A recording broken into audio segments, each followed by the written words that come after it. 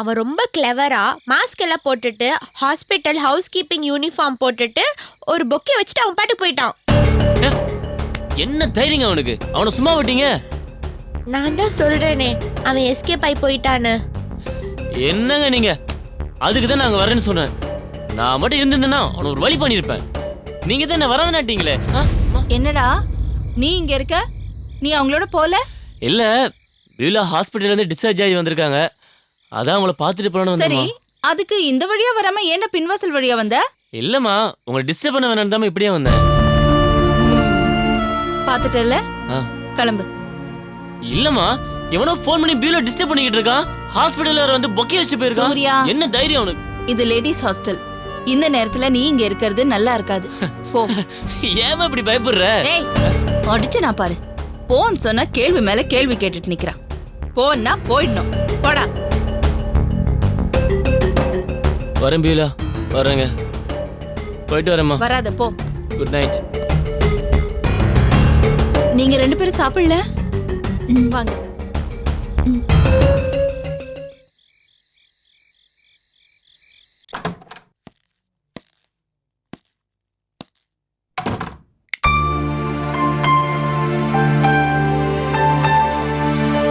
ஓ sorry Shenba, நல்ல தூக்கத்துல இருக்க போல இருக்கு. டிஸ்டர்ப் பண்ணிட்டேன். அதெல்லாம் ஒண்ணும் இல்லை மேடம். என்ன மேடம் இவ்வளோ லேட் ஆயிடுச்சு? இன்னைக்கு சிஎம்மோட மீட்டிங் ஒன்று, எல்லாரும் டிஸ்கஸ் பண்ணி வரதுக்குள்ள டைம் ஆகி போச்சு. காலையில 7 மணிக்கு டிஎஸ்பி ஆஃபீஸ்ல ஆஜராகணும். வேலை இருக்கும்போது வேலை பார்க்க வேண்டியதா, இல்லைன்னா படுத்து தூங்க வேண்டியதா. சீக்கிரமாவே டிஃபன் வாங்கிட்டு வர சொன்னேன். யூனிஃபார்ம் மாத்திரால கூட எனக்கு பொறுமை கிடையாது. அவ்வளோ பசி. இது எப்படி இருக்குன்னு வேற தெரியல. நீங்க சொல்லியிருந்தீங்கன்னா நான் இங்கே எடுத்து வச்சிருப்பேனே மேடம். ஐயோ, இவளுங்க சாப்பாடு சாப்பிடுறதுக்கு நான் சும்மாவே இருக்கலாம். ஆமா, நீ சாப்பிட்டியா? நான் சாப்பிட்டேன் மேடம்.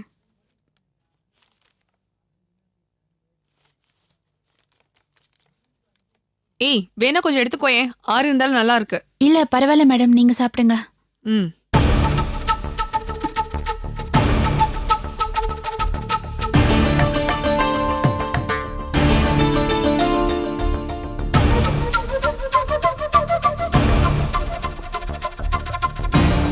என்ன ஷென்பகா, என்ன யோசிச்சுட்டு இருக்க?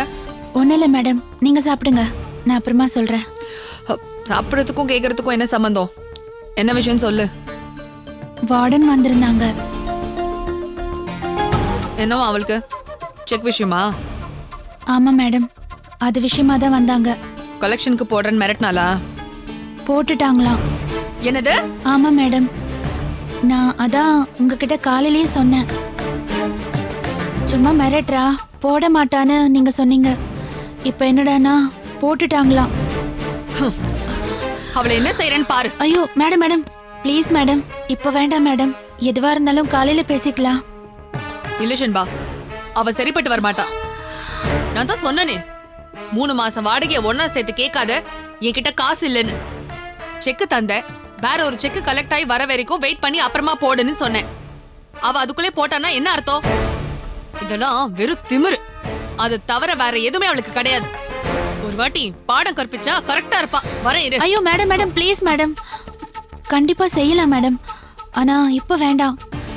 இப்ப போய் சத்தம் போட்டு கலாட்டா பண்ணோம்னா தூக்கம் கெட்டு போன கோவத்துல மத்தவங்களும் அவங்க பக்கம் பேச ஆரம்பிச்சிருவாங்க. அதனால எதுவா இருந்தாலும் காலையில பேசிக்கலாம் மேடம். அதோட நீங்களும் டயர்டா இருக்கீங்க. இப்ப போய் எது பேசினாலும் சரியா வராது. நீங்க பேசாம சாப்பிடுங்க மேடம், காலையில போய் பேசிக்கலாம். சாப்பிடுற மூட எலெக்ஷன் பக எனக்கு.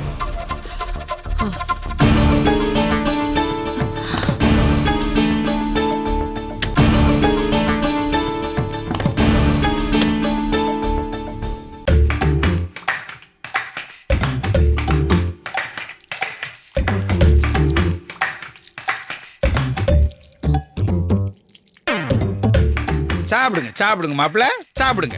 வாழைப்பழம் உடம்புக்கு ரொம்ப நல்லது. முக்கணியில ஒரு கனி. அது என்ன இளவோ? எது? அது என்ன இளவோன்னா எனக்கு தினமும் 2 வாழைப்பழம் சாப்பிட்டாகணும், இல்லைன்னா எனக்கு நடைமுறை சிக்கல்கள் பல இருக்கு. உங்களுக்கு என்ன சிக்கல் இருக்கு மாப்பிள்ள? உங்களால மத்தவங்களுக்கு தானே எப்பவுமே சிக்கல். மத்தியானம் மீன் இல்லாம சாப்பிடுறது இல்ல, ராத்திரி பழம் இல்லாம சாப்பிடுறது இல்ல, நிறைய வரைமுறைகள் வச்சிருக்கீங்க போல் இருக்கு. ஆமா, உடம்ப பெர்ஃபெக்டா வச்சிருக்கணும்ல. ஏமா இருக்கு, மறந்துடாம நாளைக்கு வாழைப்பழம் வாங்கி வச்சிரு, தீந்துற போகுது. ஆமா, இந்த செவ்வாழைப்பழம் இருக்குல்ல, அது இங்க கிடைக்காதா? அது இங்க நிறைய கிடைக்கும்னே. ஆனா யானை விலை குதிரை விலை சொல்லுவாங்கண்ணே. நான்லாம் சிங்கப்பூர்ல. ஆமாமா, நீங்களாம் சிங்கப்பூர்ல செவ்வாழைக்கு குறைஞ்சி எதுவுமே சாப்பிட மாட்டீங்க அதானே? அதேதான் மச்சான், கரெக்டா பாயிண்ட பிடிச்சிட்டீங்களே. அம்மா இருக்கு, இந்த பெட்டி எடுத்துட்டு வாமா, எனக்கு மாத்திரை போடணும், அப்பதான் கிளியர் ஆகும். மாப்பிள்ள, உங்ககிட்ட நான் ஒரு விஷயம் உங்க லொட லொட கேட்கிறேன். வாயை வச்சுக்கிட்டு பேசாம கொஞ்ச நேரம் சும்மா இருங்க. சரி, ஏய், போ. இந்த தட்டெல்லாம் கொண்டு போய் எடுத்து கழுவ போடு. என்ன நீ முறைக்கிற? கண்ணு முடிய நோண்டி விடுவேன். அம்மா, இல்லையே பாத்து பாத்து மெதுவா எடுத்துட்டு போ. மாப்பிள்ள, உங்ககிட்ட ஒரு டவுட். ஏதோ நடைமுறை சிக்கல்ங்கிறதுக்காக தான் வாழைப்பழத்தை உள்ள தள்ளினீங்க. இப்போ மாத்திரை எதுக்கு? மாத்திரை பிரஷருக்கு. பிரஷருக்கு தானே மாத்திரை, உங்களுக்கு எதுக்கு? ஐயோ, என்ன மருமகனே, ரெண்டு பழத்தை உள்ள தள்ள வேண்டியதானே? எனக்கு வேணாம் மாமா, எனக்கு ஒரு சிக்கலும் இல்ல. மெதுவா இது அருமை, இப்ப புரியாது. கண்ணு முடிய எங்க வச்சுக்கிட்டு இருக்க? வெய் வெய் வெய் வெய் வெய் என்ன மாத்திரன்னு பாப்பேன். இது கூட சிங்கப்பூர்ல இருந்து வாங்கிட்டு வந்தீங்களா மாப்பிள்ள? இல்ல இங்க லோக்கலா? அட போங்க மச்சான். எடுங்க எடுங்க எடுங்க எடுங்க. இது சிங்கப்பூர் தாண்டி. சும்மா இருக்க, எப்ப பார்த்தாலும் கிண்டல் அடிச்சுக்கிட்டே.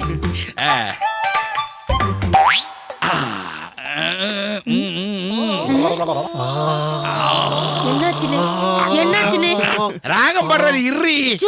சும்மா இருங்க வாய. ஏன் மாமா, தண்ணிய குடிச்சாலே மாத்திரை உள்ள போக போகுது, அதுக்கே இப்படி குலுக்கி உள்ள தள்ளுறீங்க? தொண்டையில சிக்கிருச்சுன்னா அதான் பாத்திரத்தை எடுத்து போய் உள்ள நல்ல பேச. ஆமா, ஏன் மாமா என் போன் எடுக்கிறீங்க? போனை எடுக்கிறதே போன் போடத்தானே மருமகனே. சரி, உங்க போன் என்னாச்சு? என் போன்ல டாக் டைம் தீர்ந்து போச்சு. எடுத்துட்டு போ. யாருக்கு மாமா போன் பண்ண போறீங்க? வேற யாருக்கு? உங்க அத்தைக்கு தான். குற்றாலத்துல இருக்கிற சுந்தரியாத்துக்கு நீங்க மாமா போன் பண்றீங்க? அட என்ன மருமகனே, என் பொண்டாட்டி லட்சுமி சொல்ல வந்தேன். அவளும் முறைப்படி உங்களுக்கு அத்தை தானே. சிங்கப்பூருக்கு போன் பண்றீங்க? டேய், சிங்கப்பூருக்கு இல்ல மருமகனே, சிங்கப்பூருக்கு. ஹலோ லட்சுமி, எப்படிமா இருக்க? டேய், என்னடி உங்க குடும்பத்துல எல்லாரும் சவுண்ட் பார்ட்டியா இருக்கீங்க? ஆமா, உங்க குடும்பத்துல ஏன்டி எல்லாரும் இப்படி அரலூசாவே இருக்கீங்க? அத்தை அங்க சொல்லுடி. இதுவா நம்ம உன் மருமக நம்பருமா, லோக்கல் நெட்வொர்க் போல, அதான் சரியா டவர் கிடைக்க மாட்டேங்குது.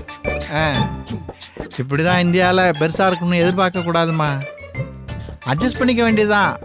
மேற்கொண்டு சொல்லு. கிளைமேட் என்னமா? கிளைமேட்டு ஒரே வெயிலுமா, ஏசியும் கிடையாது, ஒன்றும் கிடையாதுமா. கொசு தொல்லை வேற, வீடு பழைய வீடுமா, குட்டிச்சோர் மாதிரி இருக்குமா. இங்கெல்லாம் எப்படி தான் தங்கி இருக்காங்களோம்மா, என்னால முடியாதுமா. என்ன பண்ணி தொலைக்கிறது? சொந்தம் விட்டு போயிடக்கூடாதுன்னு இங்க வந்து தங்க வேண்டி இருக்குமா. அது இந்த ஏன்டி முகத்துல இப்படி ஒரு அஷ்டகோணம்ல வச்சிருக்க? என்னது சரியா கேட்கலையா? ஒரு நிமிஷம். அட என்ன மருமகனே போன் உங்களுது, டவரும் கிடைக்க மாட்டாங்க, வாய்ஸும் டிபிலா இருக்கு. லைன்ல தான் இருக்கேன் லட்சுமி, லைன்ல தான் இருக்கேன். மருமகன் ஃபுல் சார்ஜ் வச்சிருக்கான், பேசு. காசு பாத்தியாடி உங்க அண்ணனை இங்க வந்து தங்கினதே ரொம்ப பெரிய விஷயமா. நாம என்ன வெத்தலை வாக்கு வச்சா உங்க அண்ணன் இங்க வரவழைச்சோம்? அப்படி ரோஷமா பேசுறவ ஏதாவது ஹோட்டல்ல போய் ஏசி ரூம் போட்டு தங்க வேண்டியதானடி. என்ன தப்பு இருக்குங்கிற? எங்க அண்ணனுக்கு அரண்மனை மாதிரி பெரிய வீடு இருக்கு தெரியுமா? எங்க? சிங்கப்பூர்ல. நீ பாத்தியா? ஆமா, எங்க அண்ணன் தான் போட்டோவை பிடிச்சி என்கிட்ட காமிச்சாவல. உங்க பரம்பரைய படம் பார்த்து கதை சொல்ற பரம்பரை தானடி. இதுல என்னமோ நேரா போய் பார்த்த மாதிரி நீட்டி முளைக்க. ஆமா ஆமா, இவர் பரம்பரை மட்டும் பெரிய இந்த பரம்பரை. உங்க அப்பா ஊர்ல உள்ள சோத்துல எல்லாம் சாணி தட்டிக்கிட்டு தெரிஞ்சாரு. உங்க அம்மா சேவ கோழி முட்டை விடுமான்னு காவ காத்துக்கிட்டு இருந்துச்சு. என்னைய கட்டணுங்கிறதுக்காக எங்க அப்பாவுக்கு சாமி ஐஸ் வாங்கி கொடுத்து ஏமாத்துறதெல்லாம் உங்களுக்கு மறந்து போச்சோ? இப்ப நான் பேசுறேன், உங்களுக்கு கசக்குது போல இருக்கு. அடேங்க அப்பா.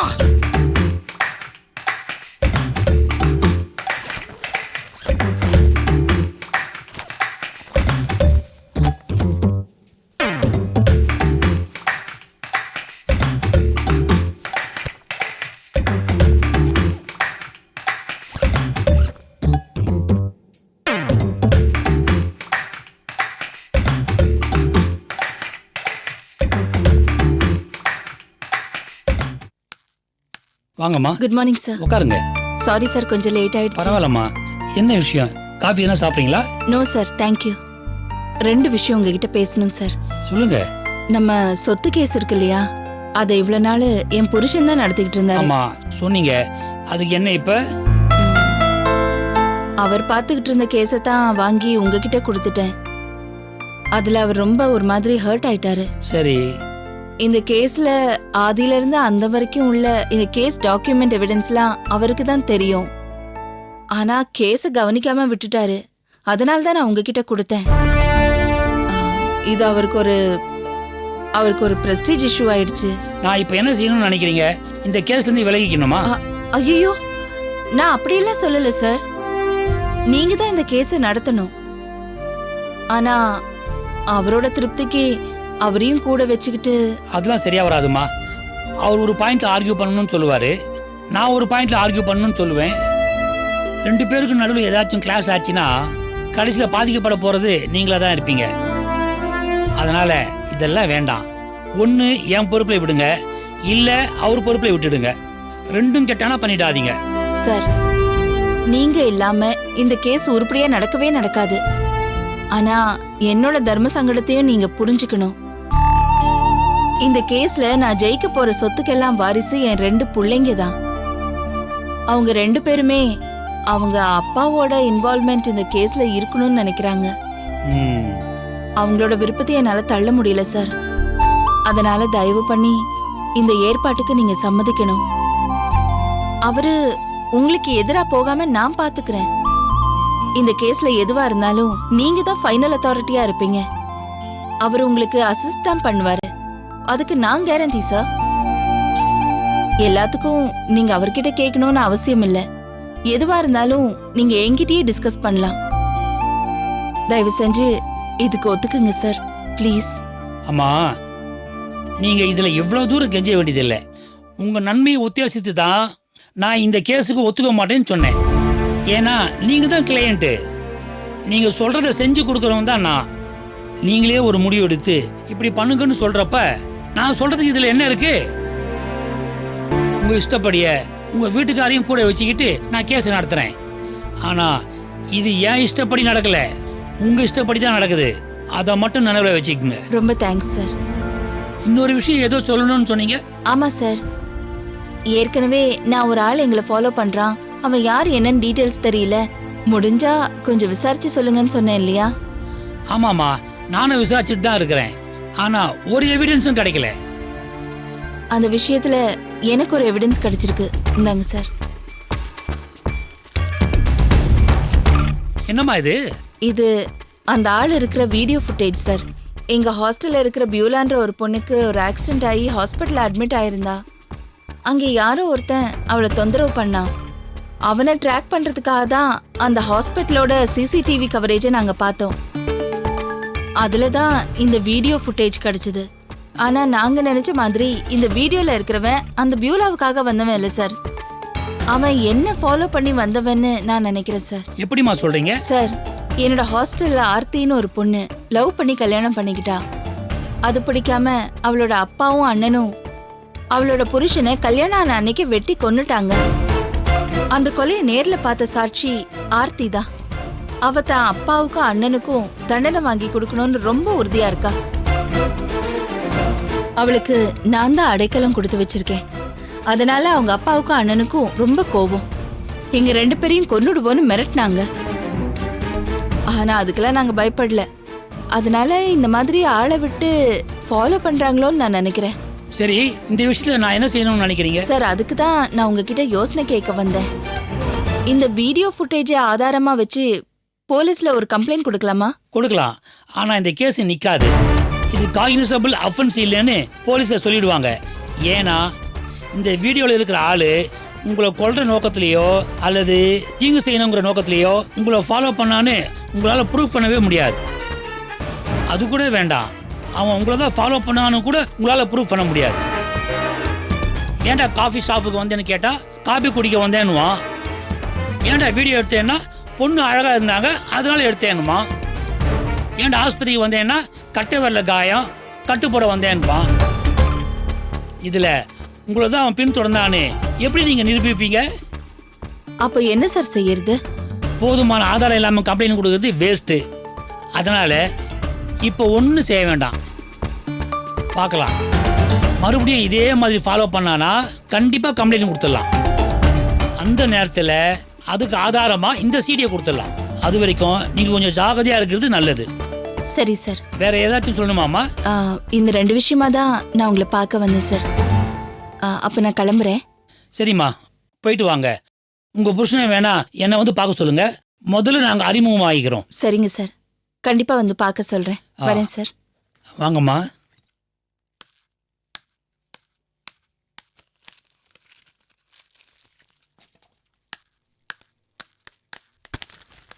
சரி ஓகே மேடம், நான் கிளம்புறேன். ஷென்பா இரு, நானும் வரேன். அந்த வார்டன் ஒரு கை இன்னைக்கு பாத்துடலாம் வா.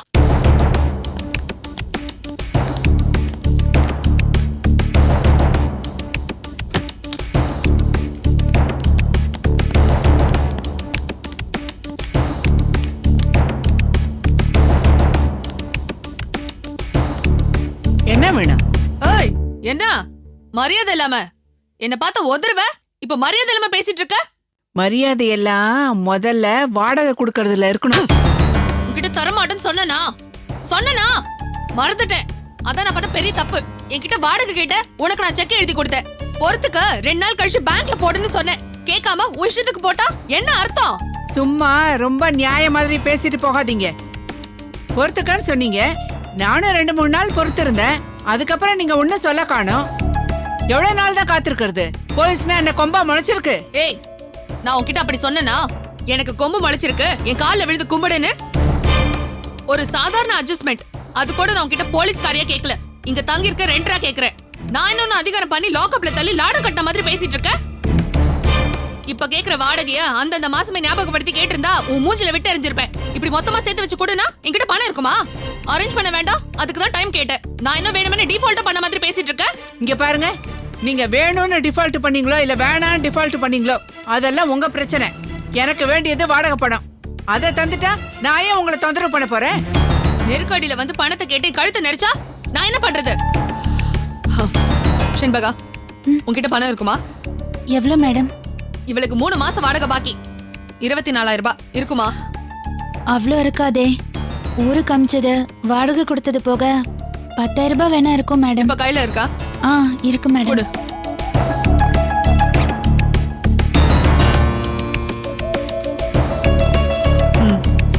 தேங்க்ஸ். என்னோட பணம் 2 நாள்ல வந்துரும். வந்த உடனே திருப்பி கொடுத்துறேன். இந்தா. ஓய் எந்திரி. வாடகை கொடுக்கறவங்களுக்கு தான் மரியாதைன்னு சொன்னல, எந்திரிச்சு வாங்க. ஏய் எந்திரிங்கற. போடி. மிச்ச பணத்தை ஈவினிங் கொடுக்கறேன். ஆனா அதுக்கு முன்னாடி நான் உன்கிட்ட கொடுத்த செக் என் கைக்கு வரணும். அது எப்படிங்க முடியும்? அதான் கலெக்ஷன் போட்டாச்சே, அது நேரம் ப்ராசஸ் ஆயிருக்கும். செக் பவுன்ஸ் ஆனா அஃபென்ஸ். போலீஸ்காரியா இருக்கிறதால இதெல்லாம் உங்களுக்கு தெரியும்னு நினைக்கிறேன். வேணா ஒண்ணு செய்யுங்க, இந்த பணத்தை வச்சுக்கோங்க. இதோட மிச்ச பணத்தையும் பேங்க்ல போட்டு செக் பவுன்ஸ் ஆகாம கலெக்ஷன் ஆகிற மாதிரி பாத்துக்கோங்க. அதை விட்டு டேபிளை தட்டி என்ன நிக்க வச்சு காரியம் ஒன்னும் நடக்காது. செக் பவுன்ஸ் ஆகி கேஸ் ஆகி போச்சுன்னா அப்புறம் கோர்ட்டுக்கு போய் இங்க தட்டின மாதிரி அங்க டேபிள தட்ட முடியாது. பாத்துக்கங்க.